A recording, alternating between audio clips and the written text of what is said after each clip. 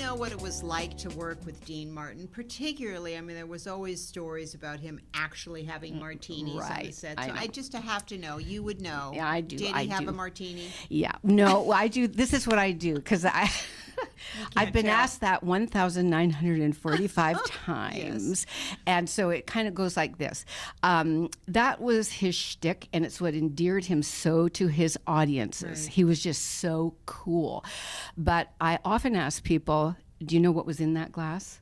Do you know what was in that glass? No, I want to know. Any of the studio audience here know what was in the glass? No, it was apple juice. Was it? Yeah. Wow. So it was just his shtick, and people loved him for that. Well, Yeah. he played that sort of, sloppy, but, very Cool. debonair. Oh, yeah, he was. And part of our job was try to keep everything fresh, because another thing that he never did is he never, ever rehearsed. Oh, wow. And we had, I know, this is a nightmare, right? Well, it's kind of what's happening now in the industry. Everything's improvised. It's so heavily improvised. Yes, there's a script, but they always do a take. What do they call it? A sloppy take, or Yeah. do your version, and always the last take is always improvised. So that's interesting. That he Yeah, was this doing was it. the 60s and the 70s, Yeah. and he, we had a stand-in for him all week long, and so we were, diligently working and learning all of our stuff, choreography, music, etc. And then he would not even come to dress. He'd be in his dressing room watching some sporting event, and he'd glance up at the monitor now and then the producer who owned him Right. would bring him out, and we were on. Right. And the fresher Live. Right. the better Right. he looked, the more spontaneous, the silly. Right. We were sort of in charge of making him look silly and relaxed and fun. But I was telling somebody that if you're looking at the group of girls, and which girl am I? Well, I'm one of the shorter girls, and so they always put the short girls next to Dean to make him look taller. Oh my God. And so I would very often in the dance numbers, I'd be right next to him, and I'd push him and pull him, and he would just float with you. He was just like, he'd go anywhere you took him until he landed on his mark. He was just, he really was really cool.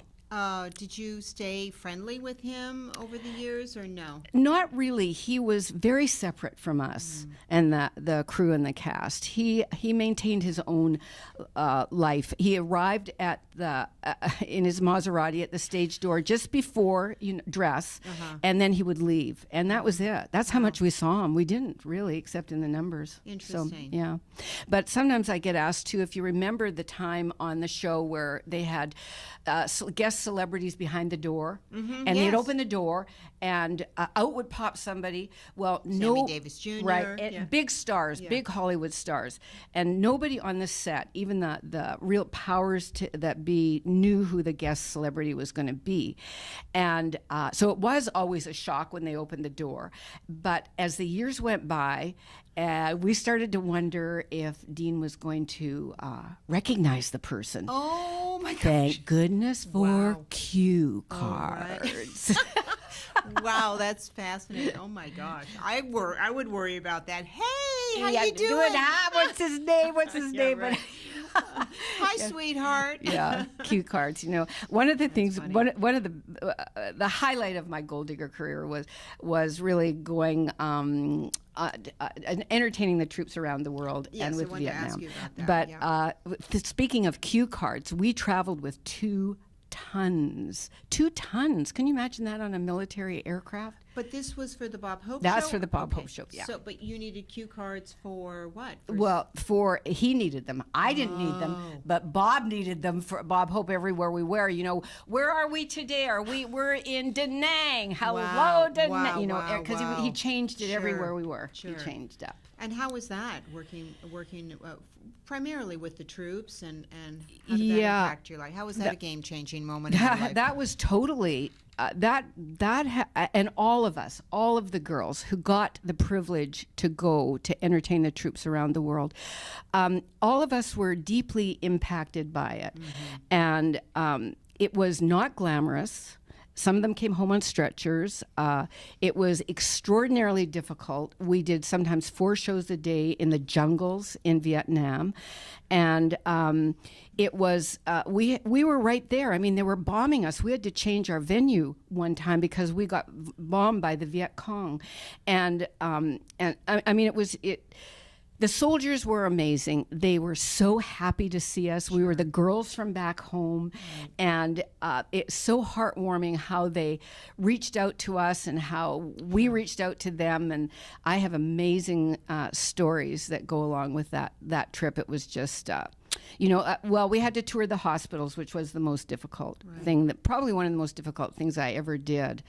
I, by mistake, went into a burn ward following Bob Hope, and he protected the girls because he was very fatherly towards us, and he didn't want us to, see some of that really awful stuff, which he did. You have to admire him a lot. Absolutely. So, he gave a lot of his time and energy for that. That was... Oh, he did 50 years away from his family at Christmas time in all the wars, starting like in World War II, I think? Wow. Something like that. And he was terrific to work with, just really, really wonderful, wonderful guy, and very protective of us. So, but we kicked the tour off, and probably that year, one of the best things was I got to be shoulder to shoulder with Neil Armstrong, our first man on the moon. Wow. Yeah, That's that was a amazing. game changer too. Yeah. Wonderful guy. And of course, he was way more popular than the pretty girls, as well he should be. I mean, when he came on stage, whoa.